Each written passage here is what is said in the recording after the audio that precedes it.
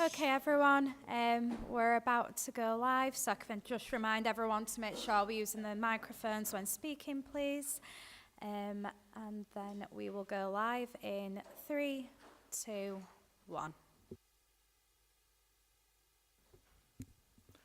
Good afternoon. I'd like to welcome everybody to this panel meeting of the Environment and Climate Change Scrutiny panel there. My name is Jo Lawson and I'm chair of the panel. Can we have a round of introductions from the councillors present, please? Yeah, I'm Hannah McKirker, Ward Councillor for Denby Dale. Thank you, Chair. Councillor Matthew McLaughlin from the Colne Valley Ward. Councillor Will Simpson, also Denby Dale. Councillor Tim Bamford, Denby Dale. Councillor John Taylor from the Kirklees Ward. Thank you. Apologies received from Gary Kitchen Co-opty.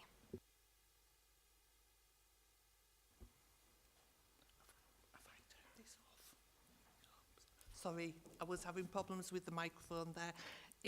Have we all read the minutes of the previous meetings, and those that were present, could they? Just a slight correction to the minutes, Chair. The header on the minutes says the 10th of January 23 throughout, so that obviously needs changing. Thank you.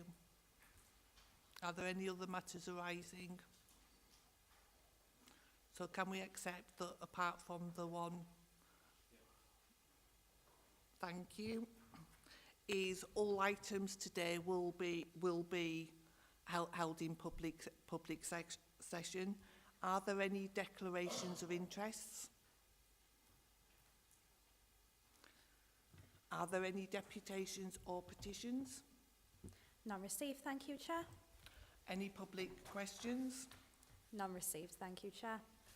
So if we could move on to item number 7, which is the Council Elm Tree and Woodland Management Policy, is Yusra Hussain, who's the Cabinet Lead for the Environment, will be giving a brief introduction.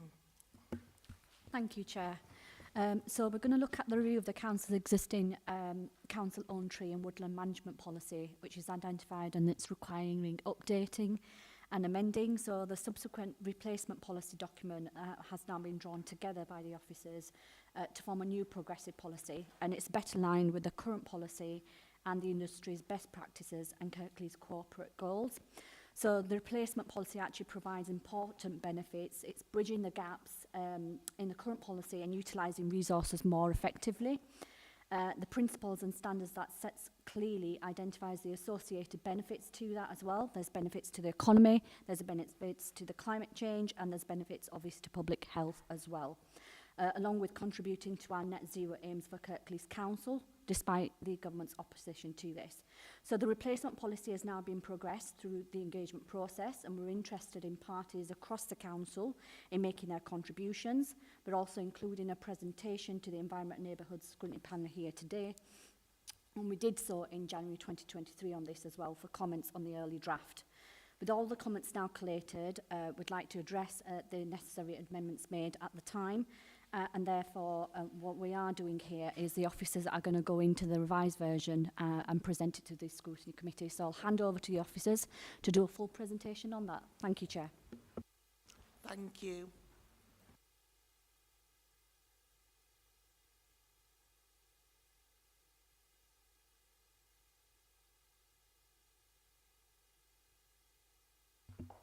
Hello, I'm Joe Robertson, the Woodland Development Manager. So, as Councillor Hussain says, we are bringing the Council-owned Tree and Woodland Policy, a replacement policy, back to scrutiny. This came to scrutiny in January. We received comments and actions from that, which we've worked on, and we're bringing those back to yourselves. Just by way of a little bit of a background and refresher in terms of the Tree and Woodland Policy, the management areas. The management of council-owned trees isn't just for our trees operational teams. It influences a range of service areas, delivery across the council requiring consistent strategic policy-led approach. One of the key core functions of our tree management programme is health and safety. So the Health and Safety Work Act, Occupiers Liability Act and the Highways Act all place duties on the council in terms of its management of safety and where reasonably practicable, to reduce that, the risk they may pose to an acceptable level. As I've said, it's a cross-service delivery, so the tree and woodland management policy intrinsically links into other policy areas across the council. So areas like planning policy, the current adopted local plan has tree policies in there that our management of council-owned trees needs to link into. Climate change, the Kirklees climate emergency has tree elements in there, using trees as a tool to tackle climate change. And then cleaner, greener, the corporate goals around that, there are tree-specific goals around there, tree planting enhancements. There's also our management of our trees, and the policy needs to link into those the new national commitments and increase to the green services and eco services that we're seeing. So there's the Environment Act that came out at the end of 2021. The subsequent legislation around that setting national targets to increase canopy cover, which drives our woodland development programme. The NERC Act, the Natural Environment Rural Communities Act, there's new sections of that strengthening our biodiversity duties in terms of enhancement, which includes trees as well. And we've also seen a significant shift in public opinion locally and nationally. So evidence through the Sheffield City Council trees incident a few years ago. Plymouth Council have hit the headlines more recently with some objections to their planned tree programmes, and locally we've seen sort of recent objections in terms of some of the major infrastructure projects and tree work around that. So that's the context of the management of our council-owned trees. So currently, governing all that, we have a policy document in place already, a risk framework that sets out the inspection regimes and details around that. And then we have a tree management guidance document. It is only guidance. It's not set management principles. It doesn't have the same strength. So when the trees team, the forestry team moved under me about 18 months ago, the staff on the team at the time were aware there were some issues with the policy and how that relates operationally. So we began reviewing the policy and reviewing the operational side of things, how the two link together. That showed there were areas that needed to be strengthened in the current document suite, areas that needed clarifying, needed refocusing. There were some inconsistencies, and it showed some gaps in the current tree safety inspection process that needed updating. There were some missed opportunities to link into these other council areas of the policies, and it was felt that the current document suite doesn't fully reflect that change in national and public opinion that we're seeing at the moment. So that led to a redevelopment of the existing documents to provide that new progressive policy document that is better aligned with current Kirklees commitments and corporate goals, the national duties, as I've made reference to, reflect that change in public attitude, but allow us to deliver services using resource more effectively, and ultimately providing a safer environment for Kirklees communities.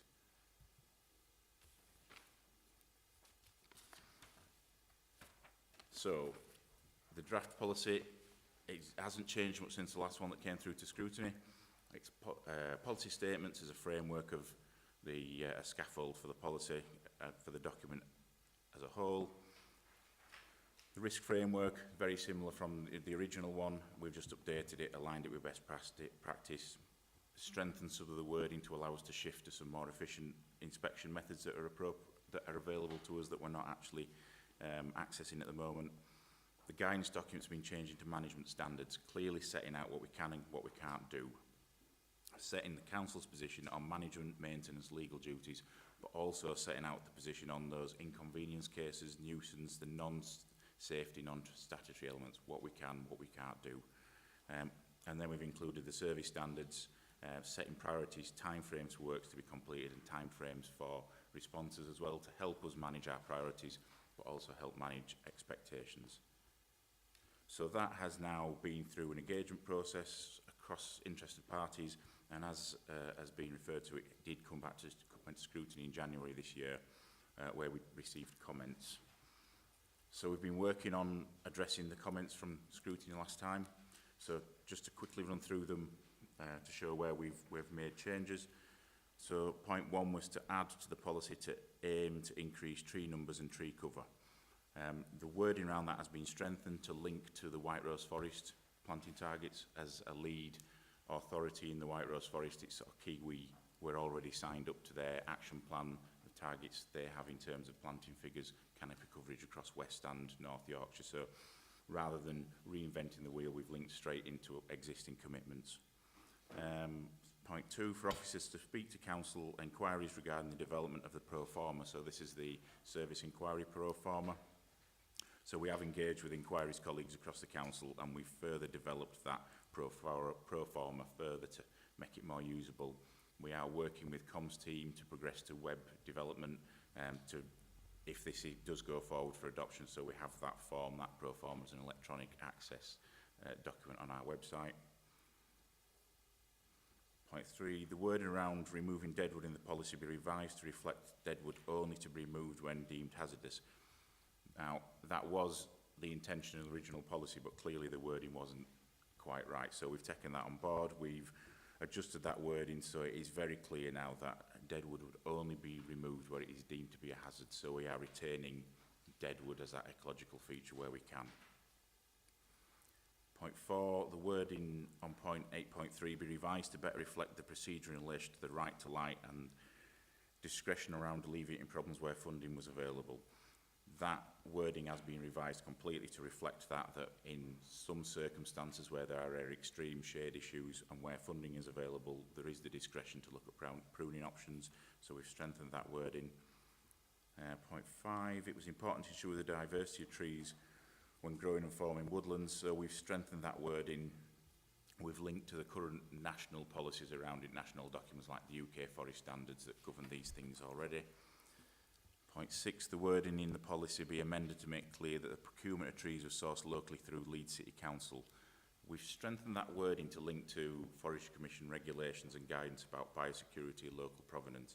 On reflection, it was felt inappropriate to make reference to a specific supplier. We have procurement procedures to follow, and actually during the lifetime of this policy that supplier may change. So the reference specifically to Leeds City Council has been left out, but we have strengthened the wording so that the principles are there to govern any future procurement. Point 7, more information relating to ash dieback be presented to the panel at a future meeting. This is subject to a separate piece of work. That work is still ongoing. We've been surveying through late summer when the symptoms are out. We're collating that information, and we will be bringing another paper back at a later stage. And then point 8 was the policy to be presented back to scrutiny prior to Cabinet. So in its finalised draft format, we have gone through the governance process. It's been to SLT, and we brought it back to scrutiny now with a vision to take it to the next Cabinet in November. Thank you. Thank you for the comprehensive report there. Is one question that I've got is, how are we going to manage expectations of the public?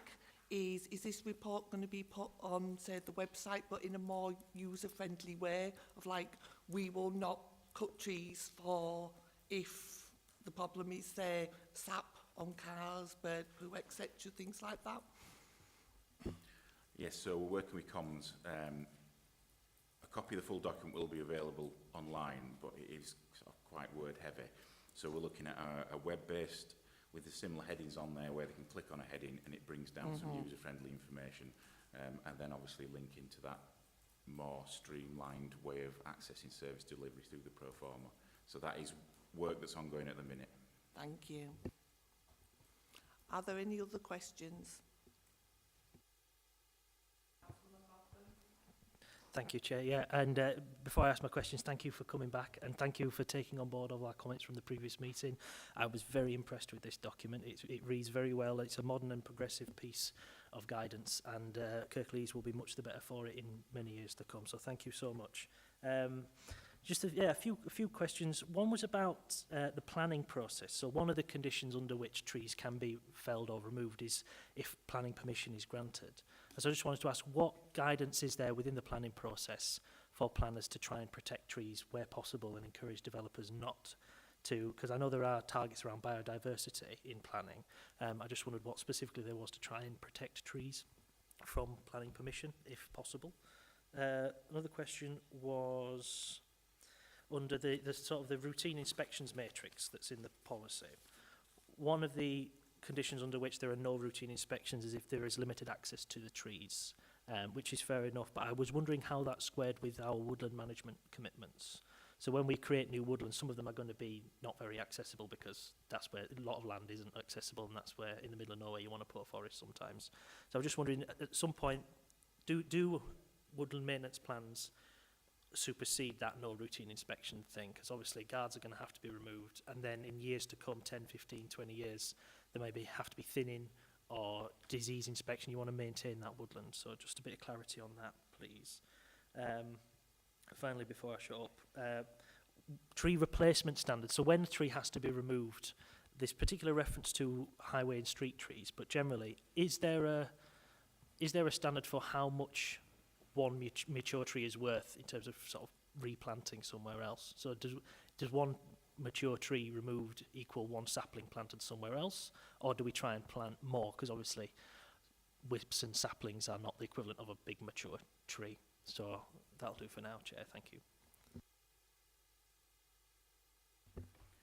So in terms of trees and planning, the local plan has very specific policies about where trees can be removed in terms of planning permission. It is quite a strong policy linked to the amenity value, the landscape value of the tree.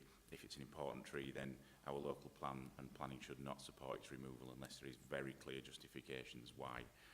So that is already there, and the current tree and woodland management policy tries to reflect that existing policy already. In terms of the inspections and woodlands,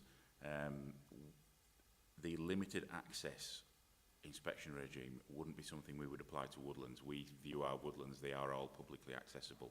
That is only there, the limited access for the small occasions where it may be in a enclosed building yard that the public doesn't have access to, etc. So we don't tie ourselves down to having to inspect something that really doesn't need it for public access. But the woodland stock is clearly something we want public access to, and we will be managing it in line with some of those higher inspection regimes.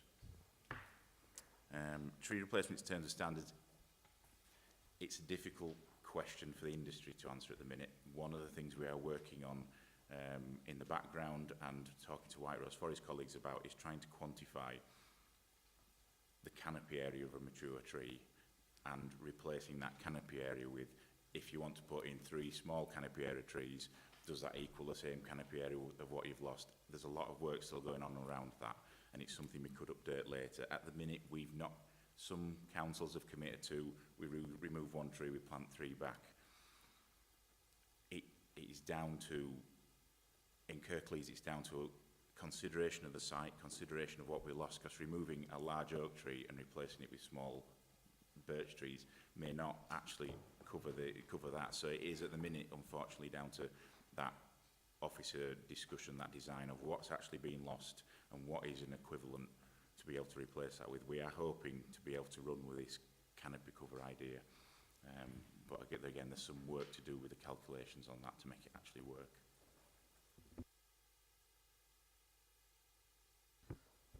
Thank you very much. Very good answers and very reassuring. I'm glad to hear all of those.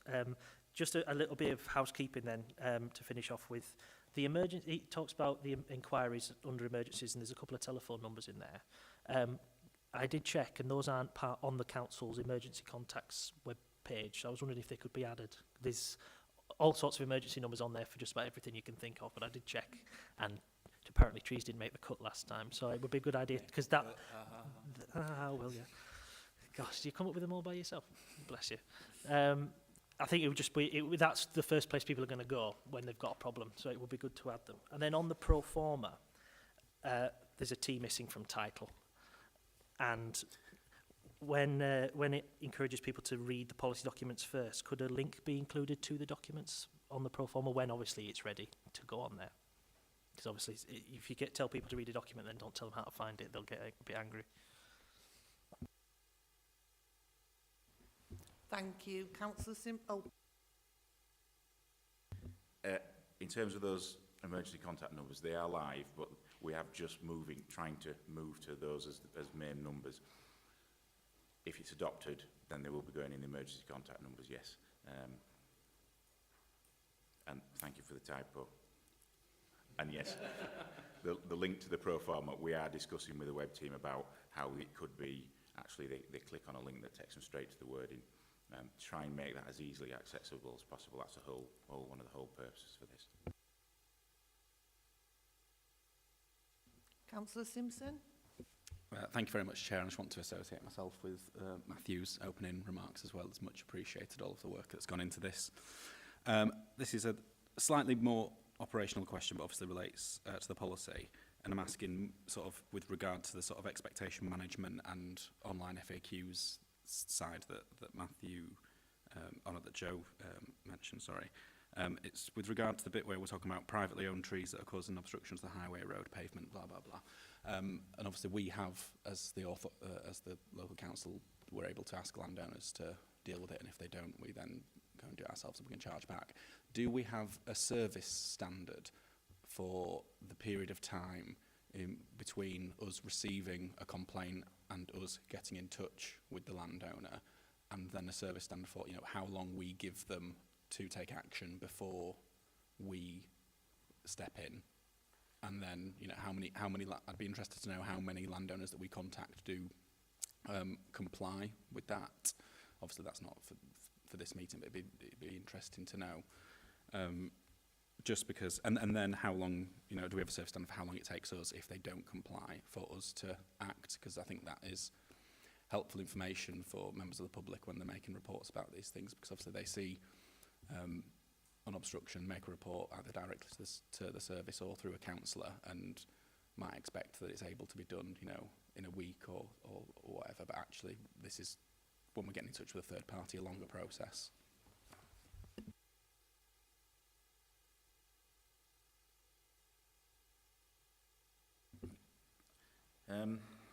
Some of the question there is difficult for me personally to answer, because a lot of the highways obstruction in terms of overhanging branches and hedgerows, etc., dealt with by the highways rangers team, so don't have those facts to hand. Where it's an emergency or dangerous tree issue, the policy and the procedures, the timeframes that are set in there are what we would be working to for a private matter as well. Although in terms of the Highways Act, we have stronger powers than the Miscellaneous Provisions Act, but those are the general what we're looking at. But regarding the facts and figures. So I think it's a very good point, because obviously we deal with not just trees but also hedges, things like that. So our Green Space Action team tend to take that action. There are specific timeframes that we have to allow in terms of reasonableness under sort of the powers, but I think it's a good point that perhaps we should be more transparent with what those are. I think we'll take that on board, and two birds and one stone type thing. Let's get it there, get it published, and it starts to manage that expectation. Because like I said, we're not communicating perhaps like we should, that when we write to someone, we have to give them a reasonable amount of time before they reply back to us, then a reasonable amount of time when we say we're going to do something, etc. And it can take a number of weeks, which is not our choice, it's making sure we're ticking the right boxes. So we'll definitely take that on board. Thank you. Councillor Taylor? Thank you, Chair. And thank you for it's a really good read. Thank you for the report and the way it's set out. I only have one comment, to be honest. And under 7.12, we talk about our aims and objectives of increasing woodland cover. And we talk about floods, we talk about reversing biodiversity decline, we talk about carbon storage. But we don't talk about public health. We talk about public health in the first part, and we know how important sort of trees and green spaces are in terms of people's, particularly their mental health, never mind their physical health. And I just think that, or just an addition, I think it's an important point that we shouldn't overlook. It's mentioned earlier on in the document, but then we've kind of forgotten it later on. So it's just an addition, really. Thank you. Councillor Smage? Thank you. Can I just ask about the service standards that you've got in here? Are these achievable going forward? And you're asking about internal parties required to submit things on forms. Who are you meaning by internal parties? Because one of the forms you've got that you're needing expert evidence. So can I ask what that involves, please? Thank you. So the service standards in terms of the timeframes have been worked out on what we think are realistic. They are targets. I'm not expecting we will hit them every time, but from my experience of what we've been looking at, we've spent a lot of time working those out to make sure we have a realistic chance of hitting them. In terms of the internal parties, the team is a contractor only. We don't hold any budgets, so we work for other services, other internal parties that come to us for a quote for works. So that additional pro forma is for internal parties to access us to ask for a quote, because at the minute it's a very ad hoc process depending on which service you use, what level of information and authorisation we got. So that is just to standardise. We are getting an officer from X service is going to ask for us to provide a quote on some work. We are responding with the quote, and then they're returning the third part of that form with cost code and authorisation. So we have a clear process for actually how that work was authorised.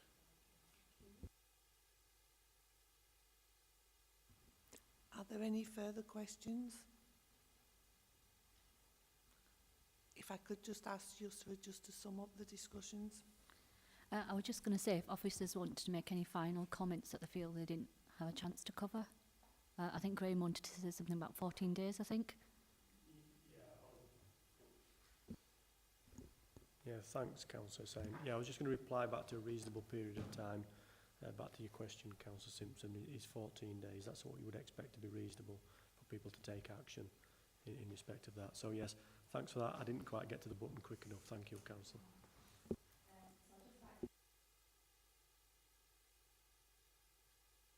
Thank you. I recommend that the Scrutiny note the amended draft replacement council-owned tree and woodland management policy prior to Cabinet, and be grateful if you could note that. Thank you.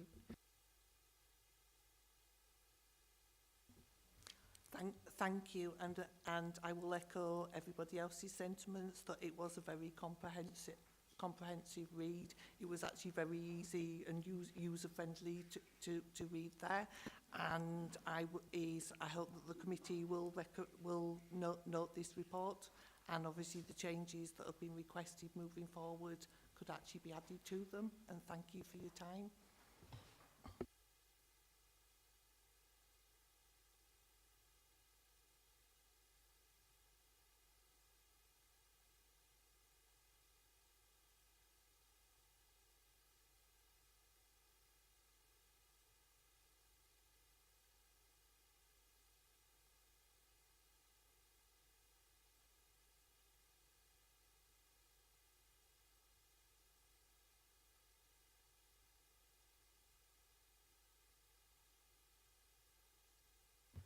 If we can bring the meeting back to order, and we'll move on to the update on local air quality management. And again, Councillor Hussain will be giving a brief introduction. Thank you, Chair. So today the officers will be presenting a report on air quality within Kirklees, which is obviously a legal obligation upon all local authorities and referred to as the local air quality management. So we've got a statutory obligation placed upon us as local authorities to meet these regular review and assessment of air quality targets and concentrations within the district.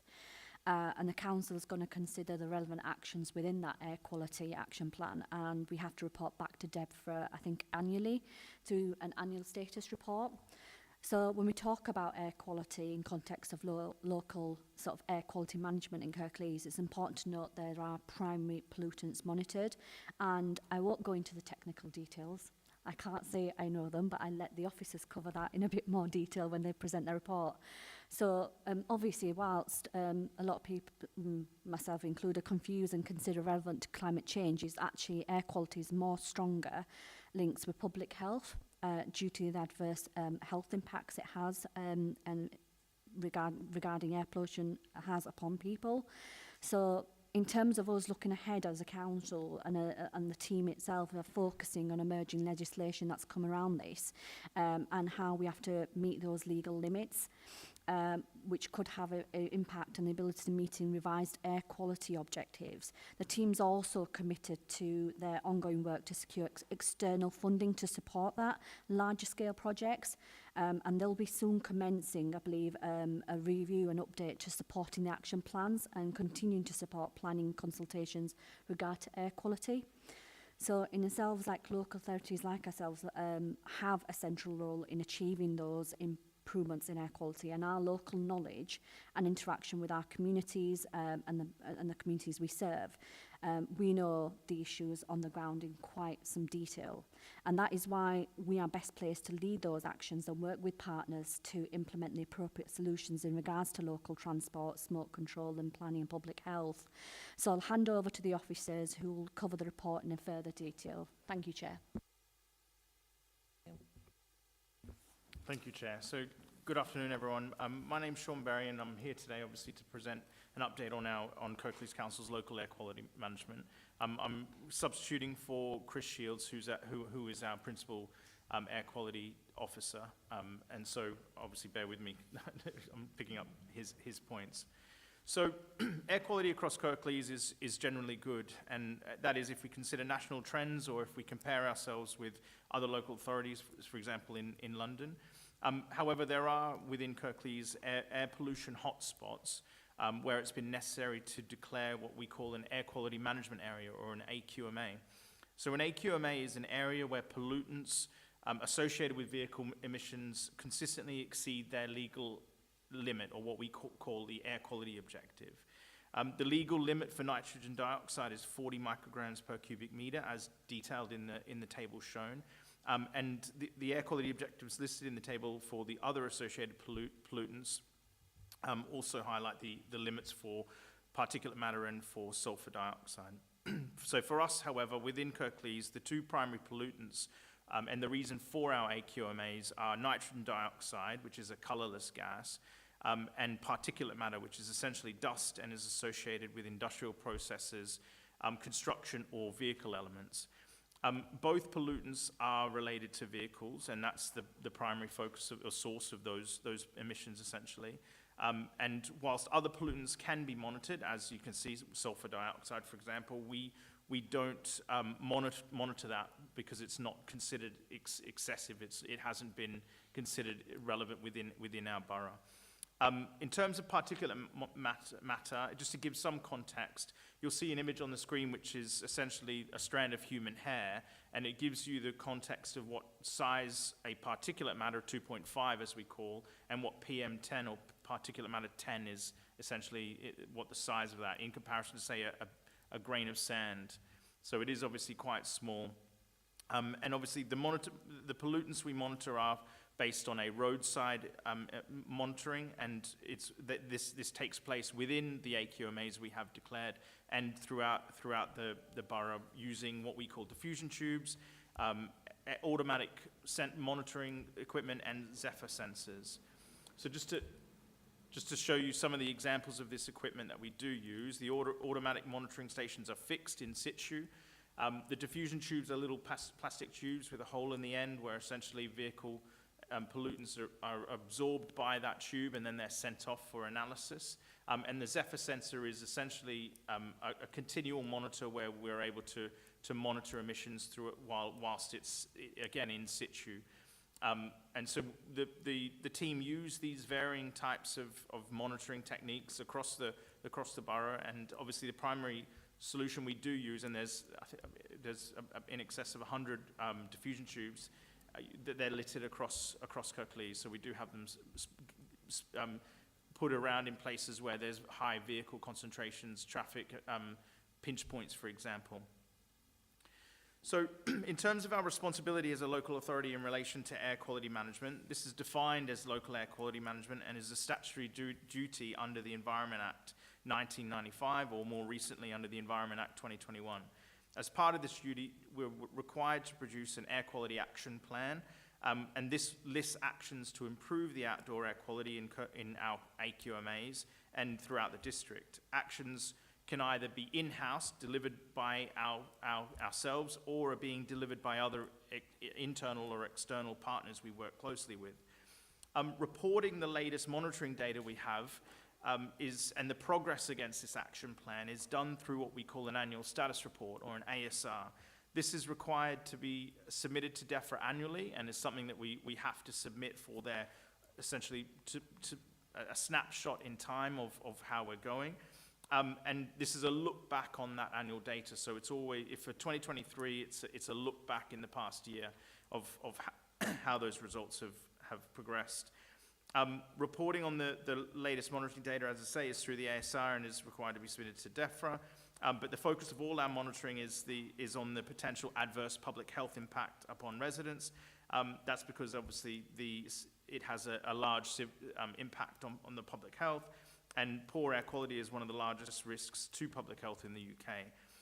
As already mentioned, it's important to note that local air quality management is not to be confused with climate change and carbon emissions. It's slightly different, given that the pollutants we focus on are different. So obviously, air quality in terms of public health is relevant due to the scientifically listed health effects associated with with air pollution. This includes exacerbation of existing conditions such as asthma, other symptoms associated with that, risk of stroke, cancer, and longer-term respiratory illness and cardiovascular disease. But it's also important to note the links between poor air quality and inequalities in exposure, because obviously the greatest impact is often on the most vulnerable residents who live in close proximity to busy roads, and older population, pregnant women, children, and communities who do live close to these areas are obviously at greatest impact. So in terms of our Kirklees air quality monitoring, the annual status report was provided as the report for this presentation. And within this document, it provides an overview of all our air quality monitoring and our air quality action plan progress. This is published every year on our website once we submit it to DEFRA, and we receive what we call a ratification or confirmation that it's been accepted. And then after submission, as I say, we receive that feedback and are provided advice on possible revocation of an AQMA or removal of that, or are advised to consider other activities that we may need to look at. Obviously, any decision that we have with regard to considering revocation of an AQMA is always reliant on the data that we've had for previous years, and often it's baselined on 3 years prior before we consider whether or not it's meeting the air quality objective before we take a decision to revoke. Within the table, obviously, we have, as I said, 10 AQMAs across the district. And as you'll note, the AQMAs we currently have are listed in terms of number and location. We also list the pollutant in the table, which is the primary pollutant we're focused on, and the associated air quality objective. As you'll note, at the time of declaration, when the AQMA was first created, you can see the air quality concentrations that were seen at that time. And we compare that with data or the concentrations we're seeing now. What I will draw your attention to is obviously the lines in grey are the places where we have had exceedances, that is, air quality concentrations which have gone above the 40 microgram limit. And that obviously is seen in Eastborough, Dewsbury, in Wakefield Road, and obviously in Southgate, as shown. But what I will say is obviously we're not extremely over that air quality objective, but nonetheless it does exceed that air quality objective, so we do have to report that as an exceedance within our annual status report. What this table, this graph does show is an overall trend in air quality concentrations since 2012 to now. And as you'll note, that we have had a gradual decline over the past several years, and we have had recent cases where obviously COVID had an impact on our air quality. We had people staying at home, then we had a bounce back to normal conditions. But overall, we have seen a positive decline overall because of interventions that we've already taken through traffic light management, or just through improvements in vehicle technology, i.e. improving vehicle standards from traditional vehicles up to Euro 5, Euro 6 type, and electric vehicles, obviously. So I'd now like to present a case study within one of our highest concentration AQMAs, which is in Eastborough on Leeds Road. Obviously, this location itself is an AQMA where we can routinely see exceedances and has persistently breached that air quality objective. Due to it obviously being on an uphill gradient, it has traffic commuting as a key road into commuting into Leeds, and obviously having a pinch point at the bottom of that gradient and having to accelerate up that hill, we do see increased emissions for some of the sensitive receptors located in this area. The residential properties, or as I say, sensitive receptions are located partway up this hill, and you can see on the red map that's the location where these properties are located. Local actions such as intelligent traffic signalisation and national actions such like less polluting vehicles have not resulted in compliance at this location, so we obviously do see the need for further intervention. In terms of the actual monitoring data, you'll see that the diffusion tubes located in the green dots on the map, and the red line that you see circled on the map is the AQMA area that we're referring to. The data shown for K40, which is the label given to that diffusion tube showed on the map, and K20 is also listed there on the map, shows exceedance of the air quality objective. And whilst other tubes further away, such as K44, K43, they're not showing exceedance. So obviously it is primarily adjacent to those sensitive receptors. So obviously, based on the data and the importance of doing something now, we recognize the need to consider an innovative solution at that location, and therefore we're willing to try something different and look at ways we can then showcase that to other local authorities who are experiencing similar challenges. Therefore, we've used the opportunity to bid for the DEFRA Air Quality Grant, which is offered annually. We've submitted an application for in excess of £500,000.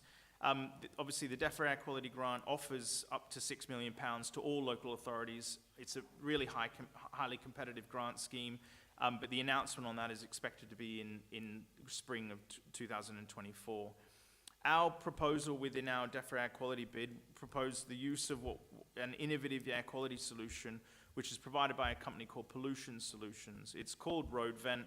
Obviously, it's subject to the funding being successful, but the way Road Vent works is by extracting the exhaust fumes or air quality pollution from within the road area, and then funneling that through a filtration system, which is then is extracted off separate to where the extraction is taking place. The laboratory tests and the science behind this road vent technology show it could be an effective solution, but ultimately what we do need to do is test this in a real-world scenario on location, because ultimately the real-world versus the laboratory result will differ. As I say, this could be a really positive pilot that we use to showcase to other local authorities, and we hope to prove the success of this technology. On the image, you'll see the images of what road vent essentially is. It is a track system with a vent, which is essentially extracting car exhaust fumes into that channel located within the road surface, and then it's pumped into a filtration system situated behind the wooden screening, so it's masked behind that. So it's a solution that we would look at trialing and introducing that, working with highways colleagues in order to facilitate such a technology. So with regard to our air quality action plan, we note that this is coming to the end of its life and is now due for a refresh and is due to be revised in 24-25. This will involve public consultation, internal, external stakeholder engagement, and a potential role for scrutiny to bring that draft document back and hear your comments as well. The refresh will involve working with a variety of internal and external stakeholders, and will involve the creation of an officer steering group. It will need to take in account of the status of the existing air quality management areas, whether they need to be revoked or whether or not additional actions are needed in order to comply with our air quality objectives. It will consider the existing monitoring locations and determine whether or not we need to just reposition some of our monitoring, and it will consider traffic flows, traffic management, and that will define some of the activity within our air quality action plan. But also it will fundamentally consider the broader national picture of air quality and reflect some of the changes that are happening as a result of legislation that may be implemented. In addition to that, alongside the Air Quality Action Plan, we will also refresh the air quality strategy, and they'll be produced jointly, and the team will start work on this either towards the end of the year or early next year, and we'll start drafting. We'll start the process of consultation and working with stakeholders to draft that document. As I've already mentioned, there is an ongoing watching brief on the Environment Act. Obviously, it was because the air quality was identified as a focal point within the legislation. It looks at possible revisions to air quality targets. It does include expanding consideration for fine particulate matter. It does consider strengthening powers under the Clean Air Act, and obviously there's work ongoing to already consider how we prepare for that, and also we're implementing and working with partners through the West Yorkshire Combined Authority and regional collaboration groups to proactively start preparing and monitoring for some of these potential changes that may become mandated if the Secretary of State implement that. In terms of our next steps, as there is ongoing work with regard to the West Yorkshire Low Emission Strategy, that is key work that we continue to progress as a result of working with the West Yorkshire Combined Authority and with local authority partners within the region. I have already mentioned that we'll continue to work with public health colleagues, other colleagues as part of an officer steering group that includes transport strategy, active travel, planning officers, and more broadly that continue to work with those regional partners. Given the need to review and refresh the air quality strategy and the air quality action plan, we will set up the officer steering group, and we'll work with key stakeholders. And we'll also continue to, with our routine local air quality management functions, including publishing the ASR next year and considering revocation of AQMAs or relevant air quality data that we have. So that's it. Thank you. Thank you, Sean, for a very comprehensive his report and presentation there. Can I open it to any questions? Councillor McLaughlin. Thank you, Chair. Yeah, just before I start, thank you very much for the report and for the presentation. I found it very well written, very well put together. It was detailed and technical, but it wasn't impenetrable. That's a very difficult balance to strike. And so whoever wrote this, well done them. My first questions are about the AQMAs. So how are new AQMAs identified and potentially added to the list? What's the process there? Because the report notes that there are 3 sites where there is exceedance of the limit, but they're not currently in AQMAs.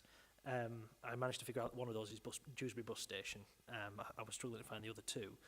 But what's that process and kind of who makes that decision? And on our monitoring sort of cover, how sure can we be that we are able to find and identify all the areas in Kirklees where there may be air quality problems?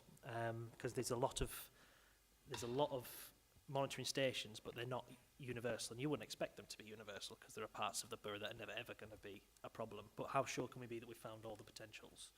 And also, about a month ago, the government made several announcements relating to changes to their climate targets and previous sort of commitments that had been made. I know they were about climate rather than air quality necessarily, but the two are always related. They're different but related. Have those affected the context in which these reports are sort of operating or not? I'll leave it there. Thank you, Chair. Yeah, thank you. So obviously with AQMAs, we do consider the data, and as part of the district-wide monitoring we do consider pinch point locations, which is the locations where we would most likely have exceedances of the air quality objective. Obviously, we have to have vehicles at pinch points and where large amounts of traffic exist for us to be able to actually be likely to exceed that air quality objective. So we do monitor in locations where we know key road networks exist, and we do map that out beyond the key junction points and for example, follow up a key road network and go further beyond that road network to try to map that the potential exceedance. So we continually review our air quality monitoring locations, but in terms of whether or not we need to declare a new AQMA, it is based on the data that we have. So if we see a continual exceedance for, say, 3 years, we would then speak to DEFRA as part of our ASR submission, highlighting the consideration of a potential air quality management area. And we would then seek the advice and say, it's our view that we may need to declare an AQMA and essentially confirm that process with them. Thankfully, we're seeing it the other way around, where we're more likely to be in the position to revoke AQMAs, which is better news than the other way around, but it's the same process. We have to follow that process in consultation with DEFRA as part of our ASR submission, because the data exists within that document, and it formulates that broader district-wide monitoring picture that we have to follow. In terms of monitoring cover, we do, as I say, we do review that, and as part of the Air Quality Action Plan update, we will review that even more broadly. We will consider traffic flows, we will consider that traffic management, and do more detailed analysis in terms of whether or not we need to potentially monitor in other locations or take into consideration changes to highways, road reorganizations of roads, for example, that may not have been considered back in 2019 when this last was published. So there is a process where we will consider that within that period, but also as part of this refresh, we'll do a larger deep dive and consider that and work with existing stakeholders to further understand that broader picture and anything else we need to factor in as part of that monitoring, for example. For example, new developments that are up and coming, we might decide that we'll install more diffusion tubes or monitoring equipment to understand the pre and post impact of that development with the introduction of new vehicles to that as a result of that housing estate. That's where we work with our planning officers and major projects teams, for example, proactively to consider those sorts of those things. In terms of the government climate targets, you're right. Obviously, there is a link between climate and air quality. We see that. That's part of the reason why my current role oversees both climate and air quality teams. We put them together for obvious reasons, because the synergy that exists between decarbonisation of transport and therefore an improvement in air quality emissions from vehicles. It goes hand in hand. Whilst obviously national government have made specific statements, I think the work we have ongoing remains a priority. Still will continue to work towards mitigating any exceedance of air quality objectives through external funding opportunities that DEFRA offer, or through the existing work we're currently doing with current partners, or working with public health colleagues on existing schemes that, for example, historically engagement activities with schools, or Scoot to School was an example where we fed into that process, for example. So I think we'll continue to prioritize the air quality work, obviously because of the public health impact, but we'll also continue to work on the climate work that we have in the other team, with the action plan, climate change action plan, and the environment strategy progressing as well. Did you want to come back in, Matthew? Thank you, Chair. Yeah, thank you for those responses. That's very reassuring. It all sounds very well considered. Just a couple more points before I hand over to someone else. As you pointed out in the presentation, general trends are down. I just wondered, I know this is an impossible question to answer, but what's the balance between how much of that is just general trends and how much of it is the work that we've done to mitigate these things? Because I think that's an interesting point to try and examine. And finally, the report makes reference to various policy documents that are in the works. There's the electric vehicle feasibility study for the council fleet, the electric vehicle strategy, and as you said, the district air quality action plan and the air quality strategy. I was glad to hear you say that those are potential opportunities for pre-decision scrutiny. Can I suggest that all of those are fantastic opportunities for pre-decision scrutiny? So that, but sorry, Liz, I've stolen your point. Oh, apologies. To get sort of backbench councillor opinion involved as well as sort of the executive. Thank you. So I think you're right. it's difficult to map whether or not what is general trends versus what proactive interventions we've taken and how that translates to air quality emissions. But we have seen positive examples where we've utilized traffic light signaling, which has resulted in air quality emissions being mitigated, and therefore that's put us in a position to consider the revocation of that AQMA. So we do know where we've actively taken or worked with highways colleagues to implement a solution and then seen the benefit as a result of that, either a remapping of the so reducing in size of the AQMA or complete revocation of that as a result of that decline in our data over the past 3 years. We're always reluctant to revoke an AQMA because we don't know what the future holds until we're confident with the 3-year data, and that excludes the COVID data. We obviously don't have to factor that in, but even if we do, we're still confident with that moving forward. I think we will see through other interventions where we can demonstrate a real example, but it's always difficult to map what's happening in terms of general vehicle because we can't demonstrate the pure link, but we do know that's happening. The other part of my team is the EV delivery team, and they focus on delivery of electric vehicle charge points and are looking at how we promote electric vehicles across the district. And I think the overall service has positive synergies because it comes back to my point that I made before. But yeah, I think it is, in terms of the benefit, utilizing pre-decision scrutiny, I think we all know that that's a fundamental aspect and is something that we will utilize and include as part of our governance process when we're bringing forward the Air Quality Strategy Action Plan and anything else that my team are taking forward. So yeah. Thank you. Councillor Taylor? Oh. I was just going to come in on the general trends versus our work. So if you take an area and your traffic flow has remained the same, so the number of vehicles hasn't increased or decreased, yet the air quality has got better, that is likely to be because of improvements in vehicle engine technology over time, which is a general thing that we're seeing, that vehicles are getting cleaner and therefore air quality is getting better.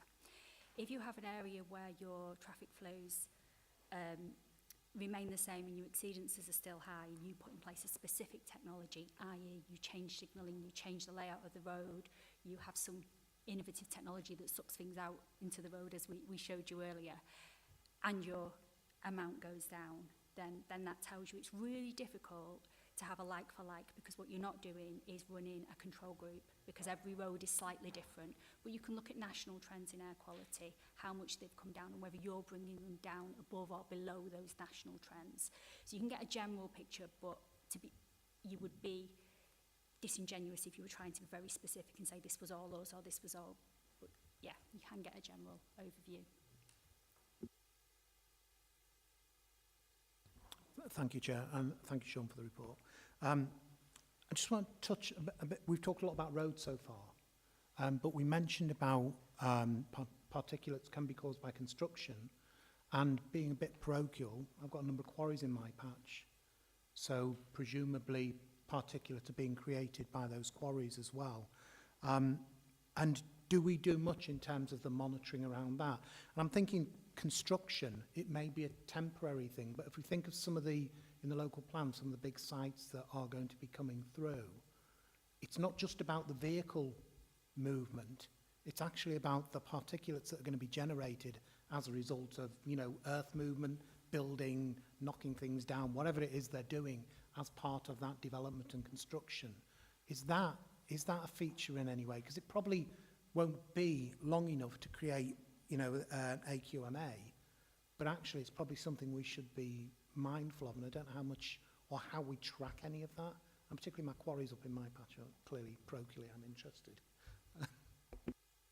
Yeah, thank you for the question. I guess with regards to particulate matter, we do, I did mention briefly a project that we're working on in collaboration with West Yorkshire Combined Authority, where we will begin the process of monitoring particulate matter. So we'll look at potential particulate across the district and consider that. With regard to the quarries, I think that would be something that would fall to the Environment Agency, which is outside of our existing scope. But I will, in terms of the development and construction aspect, We do have a planning majors team that sits with environmental health who purely consider air quality from a planning perspective. They work collaboratively with my air quality lead because that we have to feed into that. And there is a process of requesting what's called an air quality impact assessment. So for some of these major developments where there is a known potential or likely adverse impact on air quality, noise, or Conland, for example, they request detailed analysis to understand that potential impact as a result of that development coming forward. So there's work ongoing now to consider those potential impacts with new developments as part of the planning process, and we've already proactively fed into that through recent examples. As the particulate matter requirements potentially come into legislation alongside the Secretary of State changes, then that may be a consideration that we would start to strengthen as part of that future air quality impact assessment, but also it may become the standard practice as part of that impact assessment anyway that the consultants are developing. So I think, just to reassure you, that is something that we do consider. We're looking at an alternative project to actively monitor particulate matter in the district now, but we do have a team that consider the impact of air quality through all planning cases, and we will be feeding in as part of any local plan refresh from all aspects of what my service cover. Councillor Simpson, did you have a question to raise? Yes, thank you very much, Chair. Firstly, thank you very much for all of your work. I know what an exceptional team you are, and you'll continue to do that exceptional work, so thank you. On the road vent thing, which is very cool, very exciting to see. So you talked about it, applying it, for taking it from lab testing to putting it in place. So will we be the first local authority to be doing this then? If successful with the grant funding, yes, we would be the first local authority to implement that solution, because they've never physically had that in a real world scenario other than the laboratory tests they've seen. Cool. That's really cool, and something that we should communicate positively if successful. It's also really important, I think, for us to get the communication right, because obviously our residents won't have seen anything like this before. And so if they're seeing, part of the highway, I don't know if it requires a full resurfacing or just part of the highway being taken up to put the vents in or whatever. And if we don't communicate it effectively, we will inevitably end up getting complaints saying, oh, Kirklees have bodged this resurfacing job, haven't they? And what's this green stuff that's in them? So I think it's really important for us to communicate it positively in terms of how sort of innovative this is and us being leaders with it if we're successful in the bid, but also to make sure that the residents, particularly those who live in Earls Heaton and areas that use that road regularly, know what it is that we're trying to do for the reasons I've just outlined. And then just secondly, there's been a lot of national focus and discussion, and that has then reflected in local discussions and a couple of emails that I've had around the imposition of clean air zones in different parts of the country. Could you just provide some clarity for us about whether it's the council or government that makes the decision around the imposition of clean air zones, and where Kirklees currently sits with regard to that? Yep, thank you. Note the points about road vent and the positive comms opportunity. Obviously, that we'll need to ensure that's communicated if successful, and highlight the opportunity that this is bringing with regard to the air quality benefit, and liaise with ward councillors to make them aware, liaise with highways in order to ensure that isn't a bodged road surface as a result of installing that solution. So key points. With regard to clean air zones, you're right. Essentially, I'll start from the beginning. Council, we don't have any plans to introduce a clean air zone. Obviously, because of the air quality data that we've seen, when we've previously been asked to appraise the district for consideration of a clean air zone by DEFRA, there was back in 2019, DEFRA asked us to consider whether or not we needed to implement one alongside Bradford and Leeds at a similar time. We did a study and concluded that we weren't in the category that required the mandate for a clean air zone to be imposed by DEFRA. That's the process. It's not something that we're actively considering ourselves, but as from a government mandate, it's not something that they've imposed upon us either, like they did in Leeds and like they have done more recently in Bradford. So I think that the DEFRA agreed with our conclusions when we did that study and analysis that we didn't need a CAS. That's part of the reason why they didn't mandate that and require that for us. But essentially, the funding that comes with a clean air zone helps to implement the success of that. And as we've seen in Leeds, the funding that was given for their potential clean air zone was invested into electrification and alternative aspects, which help mitigate the need for a clean air zone anyway. So I think, whilst we don't have any requirement for a clean air zone at the moment, I think there's there's no consideration of that moving forward anyway. So that, I'll leave it there. Thank you, Councillor Bamforth. Thank you, Chair. Thank you, Sean. A few questions. AQMA number 9 is over limits.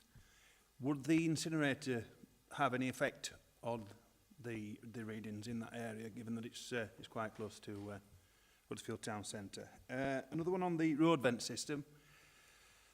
How would that work in gale force winds, poor weather conditions, etc.? And given it's on a hill and a lot of the heavy polluters are trucks, the exhausts go uphill, so it's not going to have an effect on them. Particulates. How are we going to get particulates down? Given that, say, everything was electrified, we would still get tyre and brake particulate emissions from those. And I think that'll do. Oh, sorry, GTL fuels. Have anybody looked into gas-to-liquid fuel technology? It's a drop-in fuel for diesel engines. It might be something to look into for the council fleet. It's a little bit more expensive, but it does away with a lot of the particulates and emissions. That's it, thank you. Thank you. AQMA 9, so a question about whether or not the incinerator affects it. Given the primary pollutants that we focus on, my answer would be no, it doesn't have a bearing on the AQMA because of what we focus on, the vehicle-related the pollution, and that's what we're assessing for, which is linked to that AQMA. But obviously, I can look into that further. Probably something I can take away and liaise with the air quality lead just to confirm that, I guess. In terms of road vent, I agree. There's challenges with potentially implementing that solution and it not mitigating every vehicle emission that travels along it. But if there's an opportunity to bring the air quality concentrations down through this intervention below that air quality objective, which is then going to have a positive benefit for those residents, I think it may not tackle every truck if the emissions are pumping upwards, but it may combat the commuter vehicles that are traveling through that, which then therefore has a positive outcome for that AQMA and the monitoring location. Yeah, just going back to something that Matt said, would it not be a better location, say Dewsbury bus station, where the slow-moving air, lots of people about, and obviously lots of emissions? So with the monitoring and the focus on how we monitor, it's always on this sensitive receptor in, say, a permanent exposure. So a resident who travels to the bus station is there for a limited time, you'd hope, because they could get on their bus or travel elsewhere. Whereas a resident living in their home is exposed to it almost not 24/7, but longer term exposure, which is going to have a more negative impact. So when we're considering those monitoring locations, it's always on the sensitive receptor within their home, which is why that location where those properties exist is more relevant instead of focusing on, say, the bus station where there's short-term exposure, which is not going to have an adverse health impact compared to those houses located on that Leeds Road. GTL fuels, I'm not aware of. It's something we potentially could look at, and it's perhaps something we could consider as part of a consideration as part of the update to the Air Quality Action Plan, even just understanding that a bit further.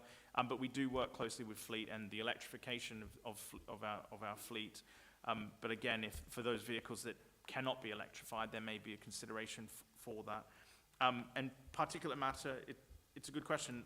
There is a challenge if we are electrifying. There's always a risk of potential additional sources of particulate matter. But there has been improved technology, which is even a potential another bid, a DEFRA air quality bid that writes itself, is through the consideration of tyres which don't release particulate matter. There's new technology coming forward, and as the technology advances alongside electric vehicles, we may see improvements which seek to mitigate some of those impacts. And I know there is a company that offers a tyre which doesn't release particulate matter. And it could be something that we look at as part of a future air quality grant bid that seeks to replace, say, our fleet vehicles with those types of tyres, given that we have electrified a large number of our fleet vehicles. So these are all ideas that we could look at moving forward. Obviously, in terms of broader particulate matter mitigation, I don't have an answer for you here and now, but yeah. Councillor Smage. Yeah, thanks. How closely do we work with National Highways on their motorway network and their declarations of air pollution? Because I know previously, when it was Highways England, we had problems around one of the motorway junctions.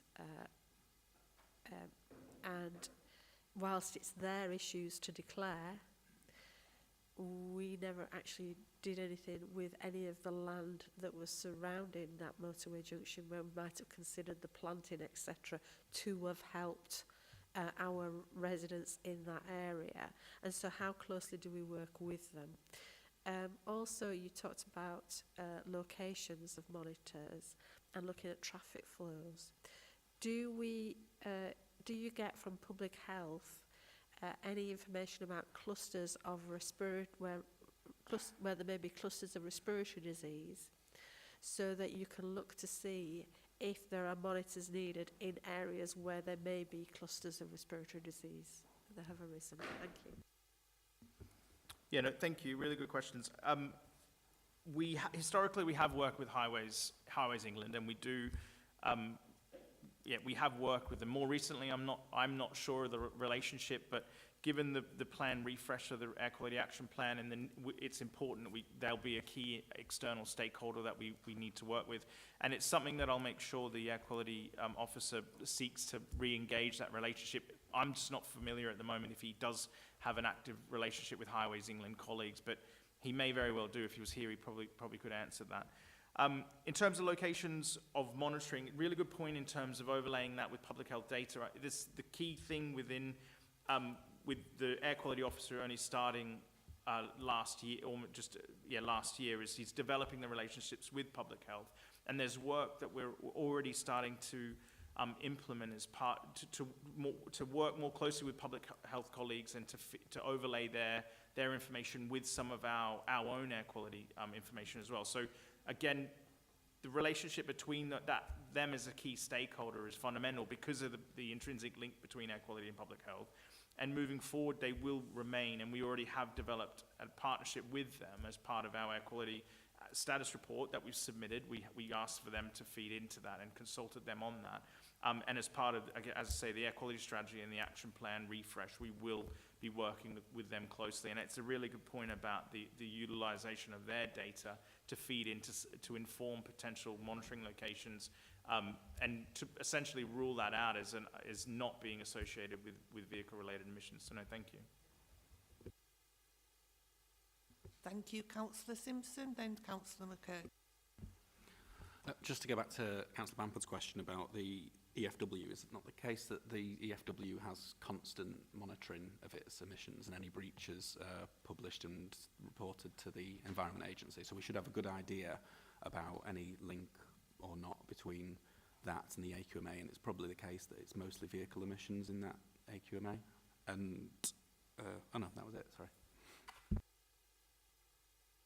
Yeah, it does have to report, and it is constantly monitored, so we will double check, but I'm guessing the answer is unlikely that it will be the vehicle emissions. Do you want to? Thank you, Chair, and thank you for that presentation. Just to follow up on Will's point, on a recent visit to the EFW, they did say they had checked that, and the way he put it was that what was coming out of the top of the chimney was cleaner than what was on Leeds Road. So, but yeah, by all means, obviously, double check. I was really interested to see the sort of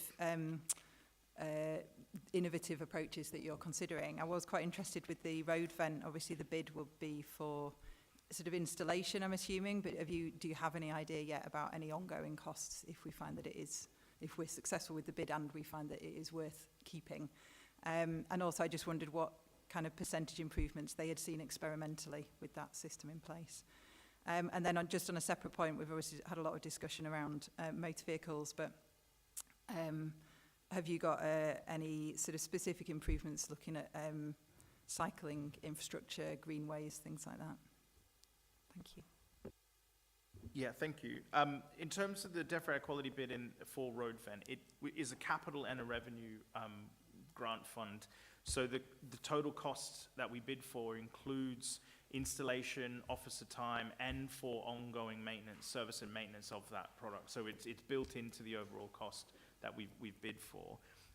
In terms of the actual the road potential improvement associated with road vent, again, there is scientific literature that's available supporting that's alongside the road vent as published by them. I'm happy to share that with you offline so you can have a look at that, and perhaps it's a conversation that the principal air quality officer could discuss, because he looked at that as part of the consideration as to whether or not we're bidding for a solution that's not realistically going to see any real world benefits. But based on the literature review that had taken place and the other evidence that's been essentially supported by that company, put forward by that company to support its technology, then we're confident it will have a benefit. We just don't know what that will translate to in this scenario, in this location. You mentioned walking and cycling. We do attend the walking cycling partnership. There is an internal forum that we do attend, and we work with them. Can you repeat your question on that? Because I didn't. I was just asking because obviously some of the points in the big table, some of them were relating to encouraging uptake of cycling, things like that. But I just wondered, obviously, what puts a lot of people off cycling is when there is a lack of infrastructure and sort of safe cycling paths or separate greenways and things. And I didn't know if that was factored into any of your plans. Yeah, no, so obviously, as I say, we do work closely with active travel colleagues, and we do support them in some of the work they're doing, because they are all about modal shift, and that's essentially what we have to focus on as well as part of our air quality, because whilst electrification is one aspect that helps to reduce air quality and reduce carbon emissions, modal shift is important, so walking, cycling, and bus travel, train travel, etc. So we are involved locally within cycling and walking partnerships, and we feed in terms of how that will benefit air quality. We are involved in some of the electrification of the bus infrastructure and the bus Zebra, I think it's called Zebra, from a regional perspective, how we can benefit from securing more electric buses within our borough. So we feed in and support transport strategy colleagues on the work that they're doing. So we give them the detailed evidence and the data to help justify why we should get more versus them going elsewhere to other local authorities, for example.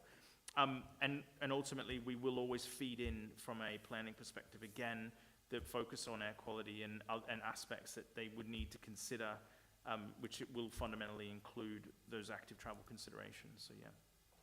Thank you. Matthew? Thank you, Chair. Yeah, just picking up on something that Councillor Bamford said about if it's a truck, the exhaust up here and not down there. Presumably NO2 is denser than air. Is it or isn't it? Because then it will presumably stick at street level regardless and fall. So it doesn't matter where it comes out of the vehicle. The science behind whether it's thick, I'm not sure. But essentially, the way we see increases in air quality concentrations is as a result of that canyon impact, where it isn't being dispersed more broadly because of the housing, because of the way that a road is built, sunken into a surface and has barriers essentially which stops it from dispersing. So essentially we would see, as a result of truck emissions, they wouldn't disperse as easily because it is essentially being trapped by those residential properties acting in that canyon-like effect, and that's part of the reason why we're seeing greater concentrations in those areas. So, you're right. It would still likely build up, irrespective of the direction of emission, because of the way that it's built up in that area. Is there any further questions? If I could ask Councillor Hussain just to sum up the discussion, thank you. Thank you, Chair. So firstly, I want to thank the officers for doing a fantastic job in terms of the presentation and all the hard work that you've done so far, and the contributions that the panel members have made. So we've picked up around the idea of pre-decision scrutiny, which was a very valid point. The idea of positive work around our media comms in terms of the benefit it brings to air quality, but obviously consulting with the ward councillors from a place-based point of view. Some other technical information that Sean is going to go away and come back with the responses for some of the panel's members that asked. Obviously, allowing public health to feed into our work as well to some degree, that was a very valid point, and looking at the very innovative approaches and the benefits of that overall. So thank you for all your valid contributions, and we'll go away and work on that. Thank you, everyone. Again, I'd like to echo Councillor Hussain's comments there, and thank you for a very comprehensive report, presentation, and answering some of the difficult questions about the scientific ones. Thank you.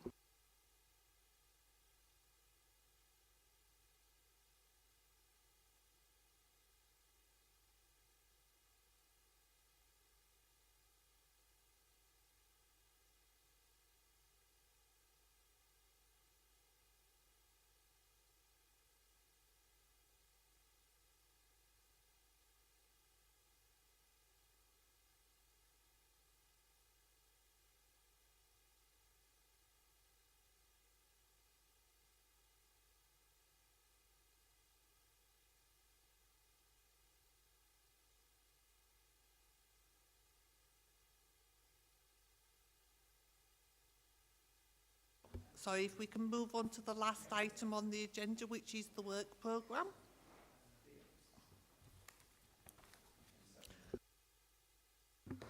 Thank you, Chair. Yeah, just as I mentioned in our sort of pre-meeting, could we note one of the actions we took away from our visit to the waste strategy plan, which was, can we please formally request some council comms around vapes in the green and grey bins? People shouldn't throw them into the green or grey bins because they are an extremely dangerous hazard at the plant. And in fact, in Aberdeen, was it a 23 or 27 million pound facility got completely destroyed by one vape? So I think it's important that the council comms team puts some stuff together for us to share with our community, because people don't know that they're not supposed to throw them away, even into the grey bin. Thank you.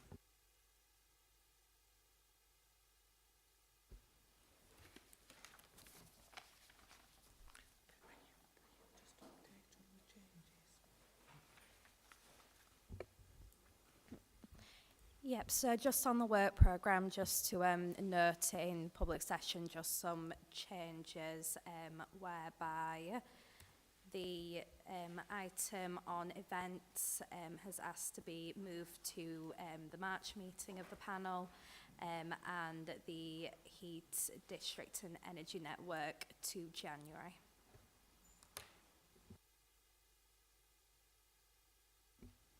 Matthew? Thank you, Chair. Yeah, and just given that now the January meeting is looking a bit full and the November meeting is looking a bit empty, could we please look into the possibility of potentially moving Parks and Green Space Vision into the November meeting, because it would pair quite nicely with what's already there. Thank you.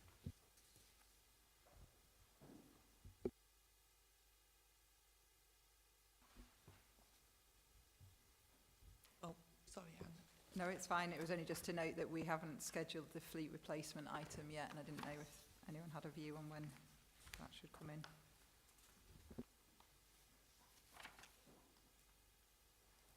There's also, sorry.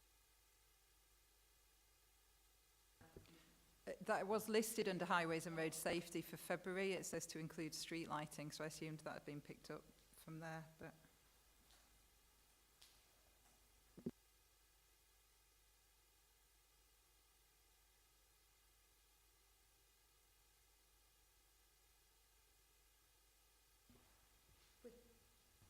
We can have discussions with relevant officers around timings, but those requests are noted.